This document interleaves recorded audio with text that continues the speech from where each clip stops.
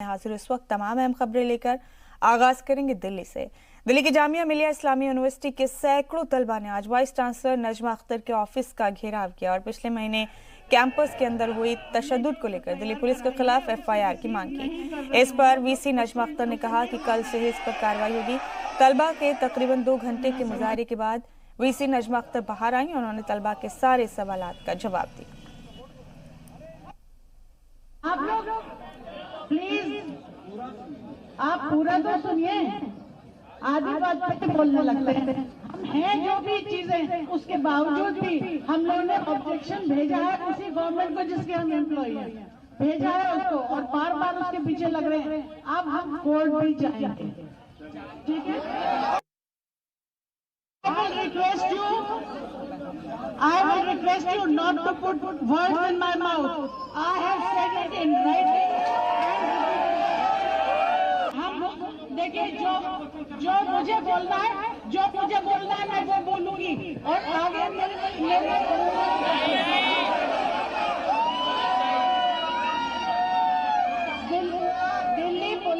Delhi police हमारे campus में हमसे पूछे बगैर आई थी, हमारे मासूम बच्चों को पीटा था और बहुत तकलीफ दी थी।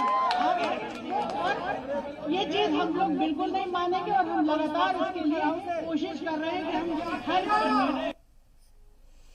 मरकजी हुकूमत की लाख कवायदों के बावजूद CAA की मुखालफत रुकने को तैयार नहीं है। वैसे तो मुजाहरे मुल्कीर पैमाने पर हो रहे हैं, लेकिन कुछ मकामात ऐसे हैं जो इसकी मुखालफत की पहचान बन चुके हैं। उन्हीं में से एक है दिल्ली का शाहीन बाग, जहां 1 महीने से नोएडा और दिल्ली का राब्ता अलग हो गया है। रिपोर्ट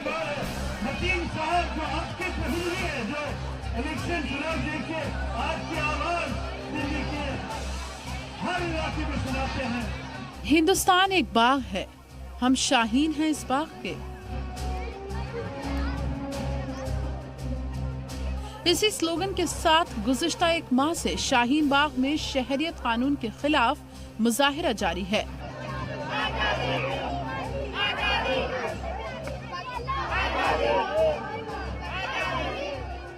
इस दौरान कपा देने वाली सर्दी की रात हो या जाड़े की बूंदाबांदी, एहतजाजियों के चेहरे पर शिकन नहीं आई। इस मुजाहिरे में 6 माह के बच्चे से लेकर 95 साल के बुजुर्ग तक शामिल होते रहे हैं। सैकड़ों मुजाहिरीन तो कालिंदी कुंज को नोएडा से जोड़ने वाले इस रास्ते को अपना घर बना बैठे हैं। कपा देने वाली सर्दी में भी खुले आसमान के नीचे ही लोग यहाँ रातें गुजार रहे हैं।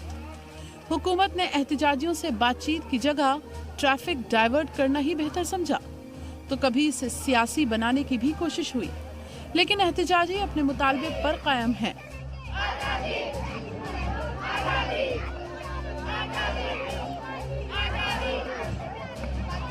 इस दौरान मकामी लोगों की नाराजगी की भी खबरें सामने आई, जो कल कुछ लोगों के मुजाहिरे के तौर पर देखा गया। हालांकि इसकी खबर मिलते ही शाहीन बाग में कल भीड़ के सारे रिकॉर्ड टूट गए। इस दौरान कांग्रेस रुकन पार्लियामेंट शशि थरूर भी एहतजाजियों की हिमायत में वहां पहुंचे, जिन्होंने बीजेपी हुकूमत पर आपसी भाईचारा खत्म करने का इल्जाम लगाया। सरकार जो कर रहे हैं ये हमारे संविधान के विरुद्ध है, हमारे देश की आत्मा के ऊपर एक आक्रमण कर रहे हैं। जिस देश के लिए महात्मा गांधी उनका जीवन का बलिदान किया, जिस हिंदू और मुस्लिम एकता के लिए हमारे जो फ्रीडम्स के लिए हमारा स्वतंत्र संघर्ष किया, ये सब तो अभी ये बीजेपी सरकार छोड़ रहे हैं और इस देश को बदलने की कोशिश में ये CAA NRC कानून लेकर आए। शाहीन बाग एहतजाज में भी हिंदू मुस्लिम उकसाने और माहौल खराब करने जैसे जुमले उछाले गए, लेकिन कल एहतजाजियों की हिमायत में पहुंचे हिंदू समाज के लोगों ने इसे झुटला दिया। वहीं जामिया मिलिया इस्लामिया के बाद यहां भी सिख समाज ने एहतजाजियों के साथ मिलकर अपने मजहबी गीत गाकर उनकी हिमायत की।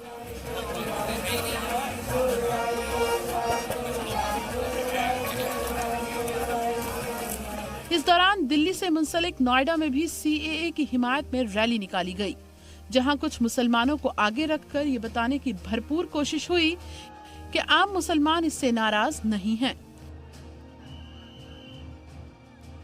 आज हम सीएए का समर्थन करने आए हैं और जो हमारे भारतीय मुसलमान जो इस चीज से परेशान हैं उनको मैसेज देने के लिए आए हैं कि ये सीएए नागरिकता देने का है, नागरिकता छीनने का नहीं है। ऐसे में देखना लाजमी हो जाता है कि एहतजाजियों पर अवाम को उकसाने का इल्जाम लगाने वाले इसकी हिमायत के लिए किस प्रोपेगेंडे का इस्तेमाल कर रहे हैं। जी मीडिया के लिए दिल्ली से शेब रजा के साथ मासूम सिद्दीकी की रिपोर्ट। और सीएए की मुखालफत के बीच अब रियासती हुकूमत की जानिब से भी उसके तासुरात सामने आने लगे हैं। केरल असेंबली में इसके खिलाफ तजवीज़ पास होने के बाद महाराष्ट्र हुकूमत ने भी इसकी मुखालफत के इशारे दिए। इस बीच कुछ तंजीमें सीएए की मुखालफत में चीफ जस्टिस को खत भेजने की मुहिम शुरू कर चुकी है। रिपोर्ट।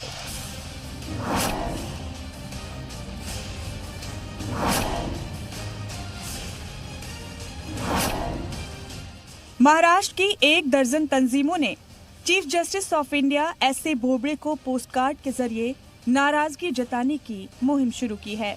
सीएए के खिलाफ अवामी नाराजगी का जिक्र करते हुए चीफ जस्टिस को 22 जनवरी से पहले 1 लाख खत भेजने का हदफ रखा गया है। मरकज़ी हुकूमत के तल्ख रुख के बीच कई अपोजिशन जमातों की रियासतों ने सीएए के नफाज से इनकार कर दिया है, जिसमें मगरबी बंगाल, पंजाब, मध्य प्रदेश, राजस्थान, छत्तीसगढ़, बिहार जैसी रियासतें शामिल हैं। केरल असेंबली में तो इसके खिलाफ, जबकि गुजरात असेंबली में इसके हक में तजवीज़ पास की गई है। इस बीच महाराष्ट्र हुकूमत ने भी सीएए की मुखालफत का इशारा किया है। नए शहरियत कानून के खिलाफ एक मुजाहिरे में शिरकत करने पहुंचे वजीर दाखिला अनिल देशमुख पुरअमन एहतजाजियों की हिमायत करते नजर आए। भाईचारे से यहाँ पे हिंदू मुस्लिम सब रहते हैं, लेकिन पूरा वातावरण खराब करने का काम, हिंदू मुस्लिम में दरार लाने का काम ये सरकार कर रही है, उसका हम निषेध करते हैं। आपको एक ही बताऊंगा कि यहाँ पे महाराष्ट्र में हमारी सरकार है, जिसका अधिकार नितिन राउत साहब ने किया। कानून भले ही केंद्र शासन बना है, लेकिन उसका इम्प्लीमेंटेशन करना या नहीं करना वो सरकार के हाथ में। सीएए को लेकर दीगर रियासतों में भी जमकर हंगामा हो रहा है। तमिलनाडु के बाद आज असम असेंबली के बाहर एआईयूडीएफ अरकान धरने पर बैठ गए। असेंबली गेट का ताला बंद करने वाले अरकान का इल्जाम है कि रियासती हुकूमत असम की आवाज को मरकज तक नहीं पहुंचा रही है। बिहार असेंबली में सीएए के बाद एनआरसी का मुद्दा छाया रहा। ऐवान में सीएम नीतीश कुमार ने किसी तरह के एनआरसी से इनकार किया है। हालांकि ऑपोजिशन नीतीश हुकूमत पर डबल गेम खेलने का इल्जाम लगाती रही है। एनआरसी का तो कोई सवाल ही पैदा नहीं होता। एनआरसी आया कहाँ था? असम के लोगों के साथ, आसू के साथ जो बातचीत हुई थी और जो समझौता हुआ था, उसमें वो एनआरसी की बात आई थी। असम के कंटेक्स्ट में एनआरसी की बात आई थी। कोई देश के कंटेक्स्ट में एनआरसी की कोई बात नहीं। और हम लोगों को तो इसका कोई एहसास नहीं है कि अनावश्यक एनआरसी कहीं देश में आ सकता है, उसका कोई औचित्य नहीं है। हुकूमत के लाख दावों के बावजूद सीएए के खिलाफ आवामी नाराजगी जारी है। हालांकि सियासी जमातें इस मामले पर सियासत से भी बाज नहीं आ रही हैं। ऐसे में बड़ा सवाल ये है कि मरकज की जानिब से पास किए गए कानून को रियासतों को रोकने का इख्तियार है या नहीं। सवाल ये भी है कि अगर सारी अपोजिशन जमातें इसके खिलाफ हैं, तो ऐवान से लेकर सड़क तक उनमें दरारें क्यों दिखाई दे रही हैं। ब्यूरो रिपोर्ट, जी मीडिया। और शहरियत तरमीमी कानून के मुद्दे पर अपोजिशन जमातों ने आज मीटिंग बुलाई है। कांग्रेस के इस मीटिंग में अपोजिशन सीएए को लेकर हो रहे मुजाहिरों और यूनिवर्सिटीज में तशद्दुद के इशू पर गौर करेगा। मगरबी बंगाल की सीएम ममता बनर्जी ने अपोजिशन की मीटिंग से खुद को अलग कर लिया है। आम आदमी पार्टी ने भी इस मीटिंग में हिस्सा लेने से मना कर दिया है। मीटिंग में शिवसेना के शामिल होने पर भी सस्पेंस बना हुआ है। कांग्रेस की जानिब से सीएए की मुखालफत में बुलाई गई मीटिंग में बीएसपी शामिल नहीं होगी। बीएसपी सदर मायावती ने ट्वीट करके कहा कि राजस्थान में कांग्रेस ने बीएसपी को तोड़ा, इसलिए मीटिंग में पार्टी शामिल नहीं होगी।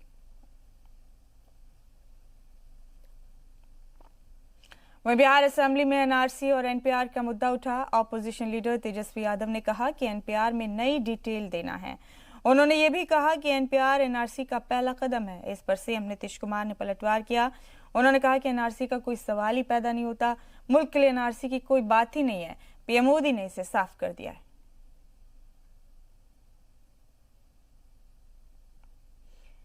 वहीं दिल्ली में लोगों ने धरने के खिलाफ मुजाहिरा किया और मार्च निकाला। सीए और एनआरसी की मुखालफत में लोगों के धरने पर बैठने की वजह से कालिंदी कुंज में करीब 1 महीने से बंद है। कालिंदी कुंज सड़क दिल्ली और नोएडा को जोड़ती है। इस मामले में अब दिल्ली हाई कोर्ट में भी आज एक अर्जी दाखिल की गई है। यह अर्जी कालिंदी कुंज सड़क को बंद करने के खिलाफ दाखिल की गई है।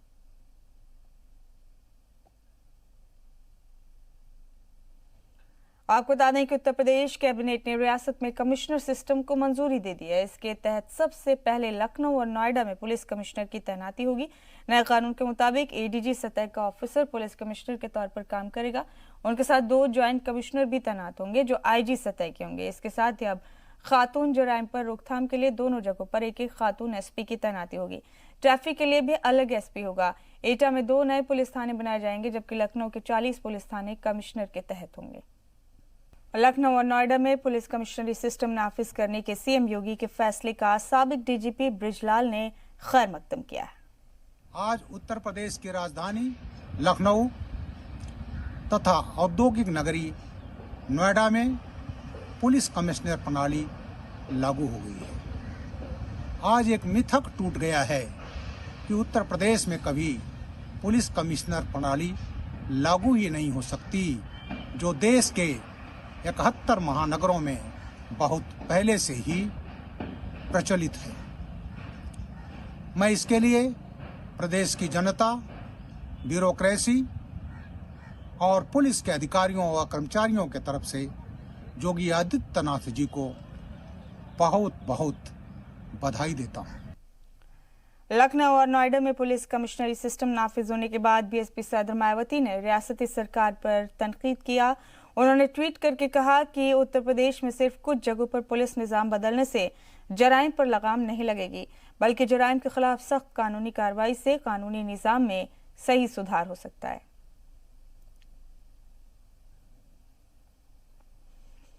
वहीं केरल के सबरीमाला मामले में आज सुप्रीम कोर्ट ने समाअत की। समाअत सुप्रीम कोर्ट के 9 जजों की आईनी बेंच ने की। सबरीमाला में भगवान अयप्पा के मंदिर में सभी उम्र की खवातीन को दाखिले की इजाजत पर समाअत की गई। अब इस मामले में अगली समाअत 3 हफ्ते के बाद होगी। सुप्रीम कोर्ट ने सभी को 3 हफ्ते का वक्त दिया है। इन 3 हफ्तों में सबको यह तय करना है कि किन किन मुद्दों पर समाअत होगी। निर्भया के कसूरवारों को फांसी पर लटकाने के लिए तिहाड़ जेल इंतजामिया ने तैयारियां शुरू कर दी हैं। चारों कसूरवारों को 22 जनवरी को सुबह 7 बजे फांसी पर लटकाया जाएगा। तिहाड़ इंतजामिया ने इतवार को चारों के डमी पुतले को फांसी पर लटकाकर ट्रायल किया।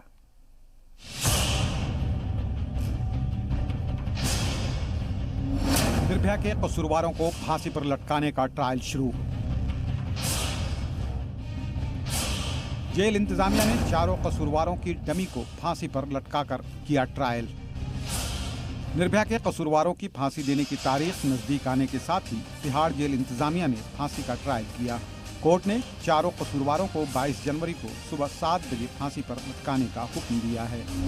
तिहाड़ इंतजामिया ने इतवार को चारों कसूरवारों के वजन से 1.5 गुना वजन के बराबर डमी यानी पुतला तैयार कर फांसी पर लटकाया।